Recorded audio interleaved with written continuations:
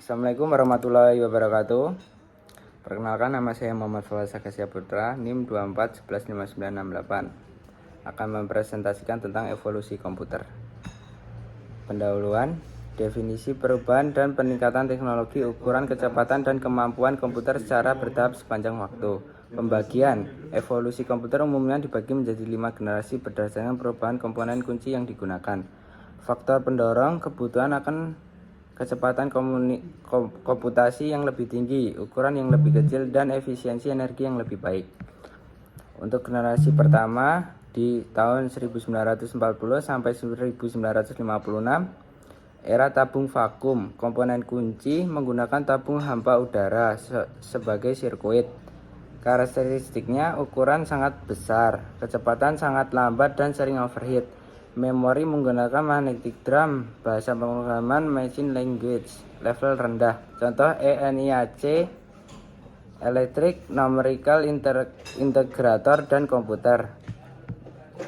Untuk generasi kedua pada tahun 956 sampai 963, era transistor, komponen kunci transistor menggunakan tabung vakum.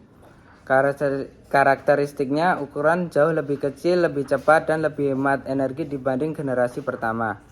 Kecepatan, peningkatan signifikan dalam kecepatan pemrosesan. Memori menggunakan inti magnetik untuk memori utama. Bahasa pemrograman mulai menggunakan bahasa tingkat tinggi seperti COBOL dan Fortran.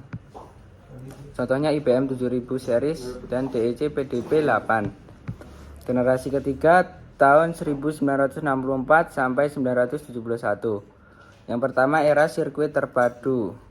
Komponennya penemuan Integrated Circuit atau IC oleh Jack Kilby yang mengemas banyak transistor dalam satu chip silikon kecil.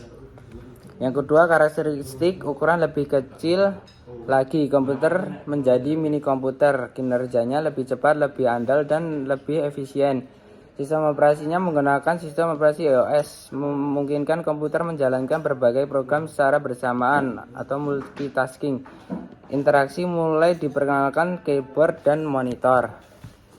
Generasi keempat 1971 sampai sekarang.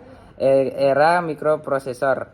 Komponen kunci mikroprosesor hasil dari teknologi LSI dan VLSI menempatkan ribuan IC ke dalam satu chip tunggal. Karakteristiknya, ukuran komputer pribadi muncul, bentuknya kecil dan terjangkau seperti desktop dan laptop. Kinerjanya peningkatan drastis dalam kecepatan dan memori. Jaringan, pengembangan jaringan komputer seperti LAN dan internet. GUI, Graphical User Interface. Generasi kelima sekarang sampai masa depan. Era kecerdasan buatan seperti AI, komponen kunci, pengembangan teknologi ULSI, dan pemrosesan paralel. Fokus menciptakan komputer yang dapat memproses bahasa alami, belajar dari pengalaman sendiri, dan mengambil keputusan. Karakteristik teknologi komputasi paralel, komputitas kuanta, jaringan saraf tiruan. Aplikasinya sistem pakar, robotika, pengenalan suara atau wajah. Realisasi komputer yang digunakan saat ini yang harus berinovasi menuju.